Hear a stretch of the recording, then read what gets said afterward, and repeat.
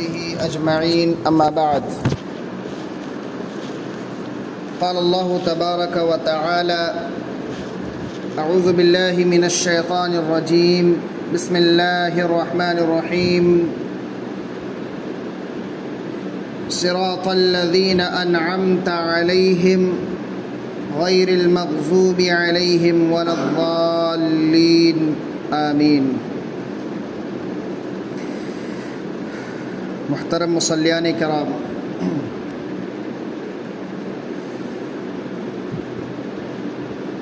گزشتہ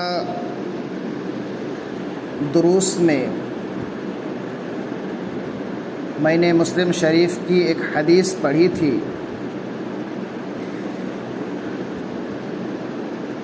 جس حدیث میں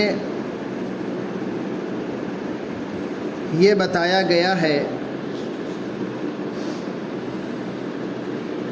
کہ اللہ رب العالمین نے نماز کو اپنے اور اپنے بندوں کے درمیان تقسیم کر دیا ہے۔ سورۃ الفاتحہ کے تعلق سے باتیں چل رہی تھی کہ جب بندہ ایاک نعبد و ایاک نستعین کہتا ہے تو اللہ رب العالمین فرماتا ہے کہ ھذا بینی و بین عبدی ولعبدی ما سأل، یہ میرے اور میرے بندے کے درمیان ہے، میرے بندے کے لیے وہ ہے جو کچھ وہ مانگتا ہے، طلب کرتا ہے۔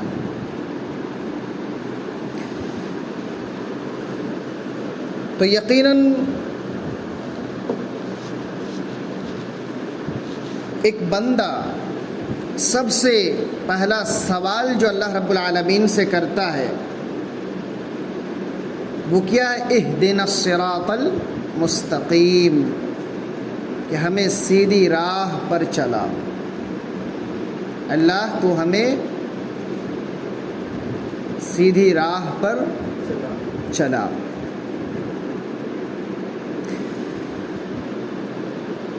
تو یقیناً سیدھی راہ سے مراد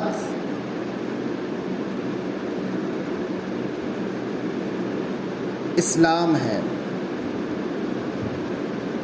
جس کی تعلیمات پر عمل کر کے ایک انسان سیدھی راہ پر چل کر اپنے آپ کو جنت کا مستحق بنا لیتا ہے۔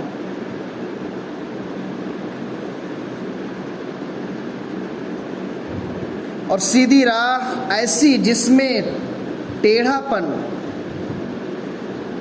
کچھ بھی نہ ہو، بالکل سیدھی ہو، کیونکہ اگر سیدھی راستے کے علاوہ ہم دوسرے راستوں کو اختیار کریں گے تو یقیناً ہم گمراہی کی طرف بڑھ جائیں گے۔ اور اللہ کے نبی صلی اللہ علیہ وسلم نے جو کہا وَأَنَّ هَذَا صِرَاطِي مُسْتَقِيمًا فَاتَّبِعُوهُ وَلَا تَتَّبِعُوا السُّبُلَ فَتَفَرَّقَ بِكُمْ، یہ صراط مستقیم ہے، فَاتَّبِعُوهُ، اسی کی طرف تم چلو، وَلَا تَتَّبِعُوا السُّبُلَ،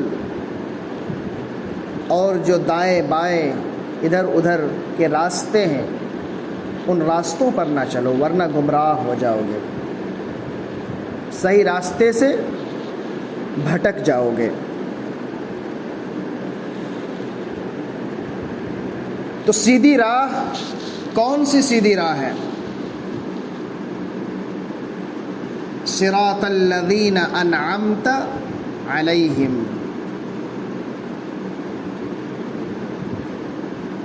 ان لوگوں کی راہ جن پر تو نے انعام کیا ہے۔ صراط الذین انعمت علیہم، ان لوگوں کی راہ جن پر تو نے انعام کیا ہے۔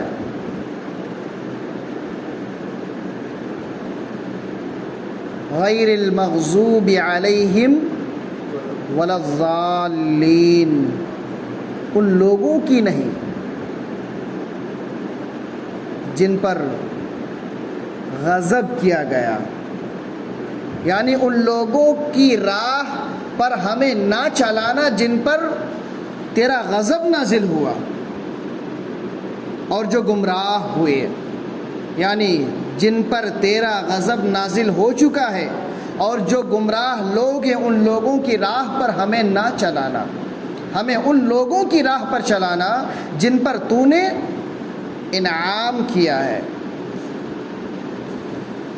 تو انعام یافتہ انسان کون ہے؟ کن لوگوں کی راہوں کے تعلق سے یہاں کہا جا رہا ہے کہ انعمت علیہم، جن پر تو نے انعام کیا ہے؟ تو سورہ النساء کے اندر اللہ رب العالمین فرماتا ہے وَمَن يُطِعِ اللَّهَ وَالرَّسُولَ فَأُولَئِكَ مَعَ الَّذِينَ أَنْعَمَ اللَّهُ عَلَيْهِم مِّنَ النَّبِيِّينَ وَالصِّدِّيقِينَ وَالشُّهَدَاءِ وَالصَّالِحِينَ وَحَسُنَ أُولَئِكَ رَفِيقًا، کہ جو شخص اللہ اور اس کے رسول کی اطاعت کرتا ہے فَأُولَئِكَ مَعَ الَّذِينَ أَنْعَمَ اللَّهُ عَلَيْهِمْ، وہی لوگ ان لوگوں کے ساتھ ہوں گے جن لوگوں پر اللہ رب العالمین نے انعام کیا ہے، من النبیین، انبیاء کرام علیہم الصلاۃ والسلام،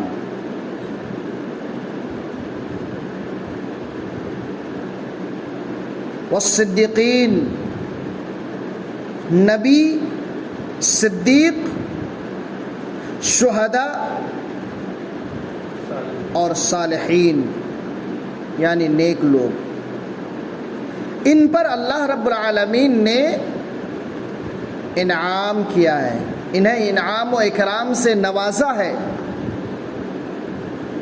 تو اس آیت کریمہ میں بالترتیب 4 جماعت کا ذکر کیا گیا ہے۔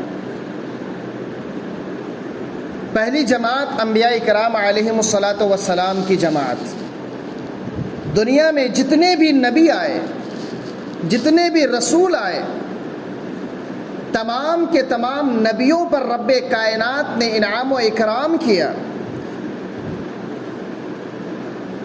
تو ان نبیوں کی جماعت میں شامل ہونے کی دعا مانگی جا رہی ہے۔ صراط الذین انعمت علیہم، ان لوگوں کی راہ جن پر تو نے انعام کیا ہے، یعنی انبیاء کرام علیہم الصلاۃ والسلام کی جماعت کے ساتھ الہی تو ہمیں قیامت کے دن اٹھانا، ہمارا حشر انہی کے ساتھ کرنا۔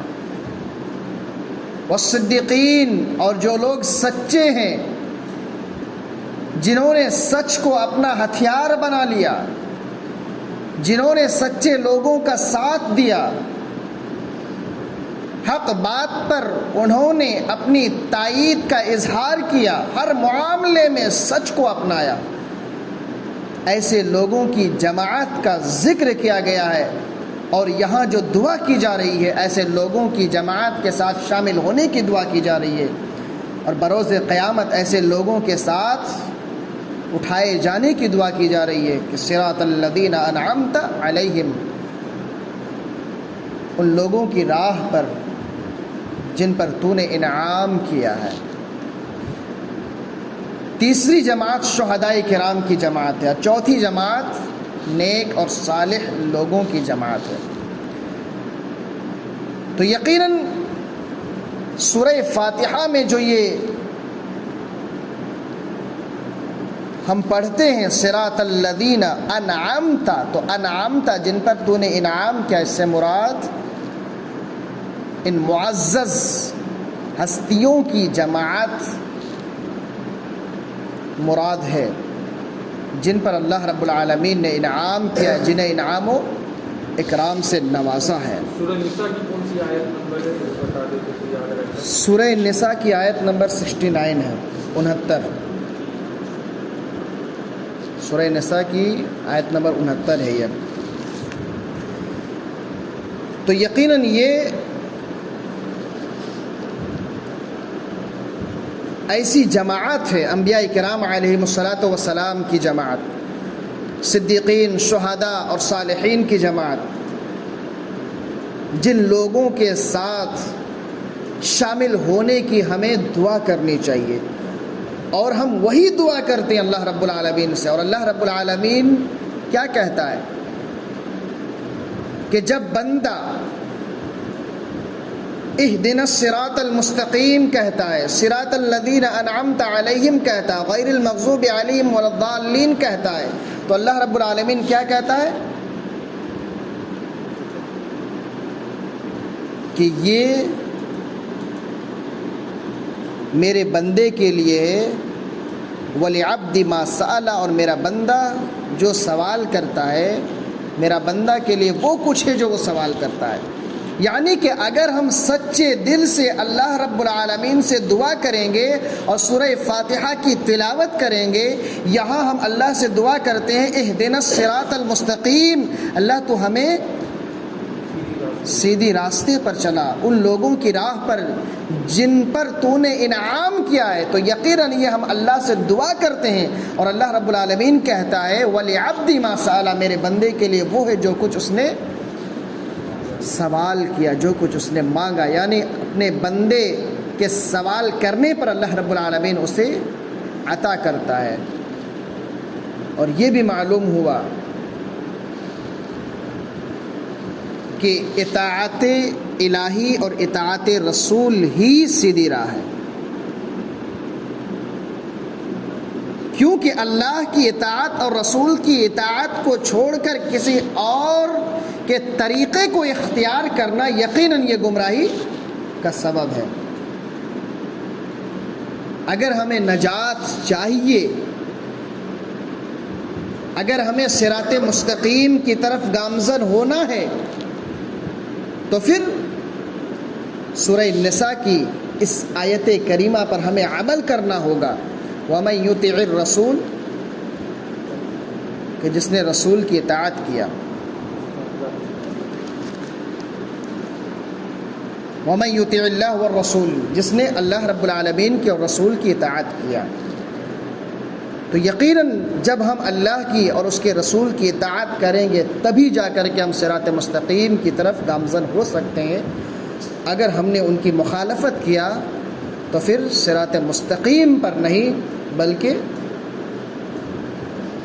دوسرے جو گمراہ والے راستے، ان راستوں کی طرف ہم بڑھ جائیں گے، اور یقیناً گمراہی جہنم کی طرف لے جانے والی ہے۔ تو معلوم ہوا کہ جن پر اللہ رب العالمین نے انعام کیا ہے، ان لوگوں کی جماعت میں شامل ہونے کے لیے اللہ رب العالمین سے دعا کرنی چاہیے۔ غیر المغضوب علیہم ولا الضالین، مغضوب سے مراد کون ہے؟ جن پر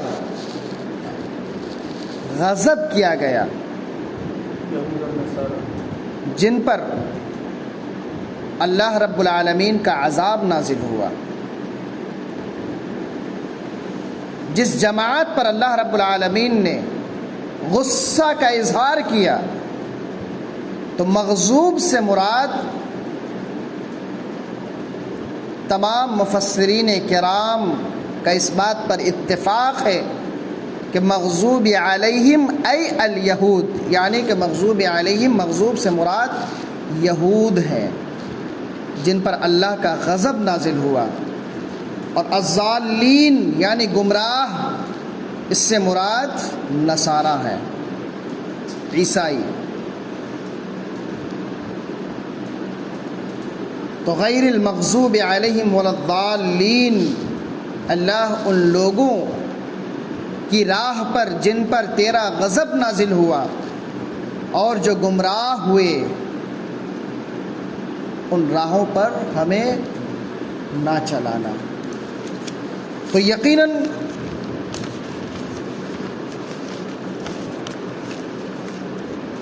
یہ دو جماعت ایسی جماعت ہے، یہود و نصارہ، کہ جنہوں نے اللہ رب العالمین کی خلاف ورزی کر کے جنہوں نے اپنے رسول کی خلاف ورزی کر کے اپنے آپ کو جہنم کا مستحق ٹھہرا دیا ہے۔ اور اللہ کے نبی صلی اللہ علیہ وسلم نے مغضوب اور ضالین سے مراد جو یہود و نصارہ لیا ہے، تو اس کی بے شمار آیات اور احادیث میں دلیل موجود ہے کہ مغضوب سے مراد یہود ہیں۔ یقیناً اللہ رب العالمین فرماتا ہے من لعنہ اللہ وغضب علیہ وجعل منہم القردۃ والخنازیر وعبد الطاغوت، کہ اللہ رب العالمین نے لعنت کی ہے اور جس پر غصہ ہوا، جس پر اللہ رب العالمین غصہ ہوا اور جس پر اللہ کی لعنت ہے، اللہ نے لعنت فرمائی ہے، ان میں سے بعض کو اللہ رب العالمین نے بندر بنا دیا اور بعض کو سور بنا دیا، اور جنہوں نے معبودان باطلہ کی پرستش کی۔ تو یقیناً اس آیت کریمہ میں جو اللہ رب العالمین نے فرمایا کہ اللہ رب العالمین کا غضب جس پر نازل ہوا، اس سے مراد یہودی ہے۔ اور ایک دوسری حدیث مسند احمد کی حدیث ہے، حضرت عدی بن حاتم رضی اللہ تعالی عنہ راوی حدیث ہے، وہ بیان فرماتے ہیں کہ جب میں نے اسلام قبول نہیں کیا تھا، اس وقت اللہ کے نبی صلی اللہ علیہ وسلم کے لشکر نے میری پھوپھی کو گرفتار کر لیا، اور آپ صلی اللہ علیہ وسلم کے پاس جب ان کو لے جایا گیا تو انہوں نے کہا، عدی کی پھوپھی نے اللہ کے نبی صلی اللہ علیہ وسلم سے کہا کہ یقیناً میں ایک عمر رسیدہ خاتون ہوں، میں ایک بوڑھی عورت ہوں، میں نہ تو کوئی کام کر سکتی ہوں اور نہ میں آپ کے کام آ سکتی ہوں، میری دیکھ بھال کرنے والا بھی ابھی میرے ساتھ نہیں ہے، تو آپ مجھے رہا کر دیں، آپ پر یہ بہت بڑا احسان ہوگا، آپ مجھ پر بہت بڑا احسان کریں گے کہ آپ مجھے رہا کر دیں۔ اللہ کے نبی صلی اللہ علیہ وسلم نے پوچھا کہ تمہاری دیکھ بھال کرنے والا کون ہے؟ انہوں نے کہا کہ عدی بن حاتم۔ اللہ کے نبی صلی اللہ علیہ وسلم نے اس بوڑھی عورت سے کہا، کیا وہی عدی جو اللہ اور اس کے رسول سے بھاگتا پھر رہا ہے؟ لہٰذا اللہ کے نبی صلی اللہ علیہ وسلم نے اس بوڑھی عورت کو رہا کر دیا۔ آپ کے ساتھ حضرت علی رضی اللہ تعالی عنہ تھے۔ اللہ کے نبی صلی اللہ علیہ وسلم نے اس بوڑھی عورت سے کہا کہ علی سے سواری کا مطالبہ کرو، لہذا اس نے سواری کا مطالبہ کیا تو حضرت علی رضی اللہ عنہ نے ان کو سواری دے دی۔ جب وہ بوڑھی عورت واپس عدی بن حاتم کے پاس پہنچی تو اس نے حضرت عدی سے کہا کہ یقیناً محمد صلی اللہ علیہ وسلم نے تمہارے باپ کی سخاوت کو ماند کر دیا، یعنی جتنا بڑا سخی تمہارے والد تھے، میں نے اللہ کے نبی صلی اللہ علیہ وسلم کو اس سے بڑا سخی پایا۔ حضرت عدی اپنے دل میں سوچنے لگے کہ اب میں ضرور محمد اکرم صلی اللہ علیہ وسلم سے ملاقات کروں گا، لہٰذا وہ جب آتے اللہ کے نبی صلی اللہ علیہ وسلم کے پاس آ کر کے دیکھتے ہیں کہ آپ کے پاس بچے بھی آ رہے ہیں، بوڑھی عورتیں بھی آ رہی ہیں، ہر طرح کے لوگ آ رہے ہیں، اور جس چیز کا مطالبہ کر رہے ہیں اللہ کے نبی صلی اللہ علیہ وسلم انہیں عطا کر رہے ہیں، لوگوں سے اچھے طریقے سے باتیں کر رہے ہیں۔ جب حضرت عدی اللہ کے نبی صلی اللہ علیہ وسلم کے قریب ہوئے، آپ نے کہا، اے عدی، لا الہ الا اللہ سے تم روگردانی کیوں کر رہے ہو؟ کہ اللہ رب العالمین کے علاوہ کوئی معبود برحق ہے؟ کہ اللہ کے علاوہ کوئی ایسا ہے جس کی عبادت کی جائے؟ اے عدی، اللہ اکبر سے تم منہ کیوں موڑ رہے ہو کہ اللہ سے بڑا کوئی ہے؟ حضرت عدی کہتے ہیں کہ اللہ کے نبی صلی اللہ علیہ وسلم کے ان جملوں نے میرے دل کو پگھلا دیا، اور میں نے اللہ کے نبی صلی اللہ علیہ وسلم سے کہا کہ یا رسول اللہ میں اسلام قبول کرنا چاہتا ہوں، لہٰذا اسی وقت شہادتین کا اقرار کر کے شریعت اسلام میں داخل ہو جاتے ہیں۔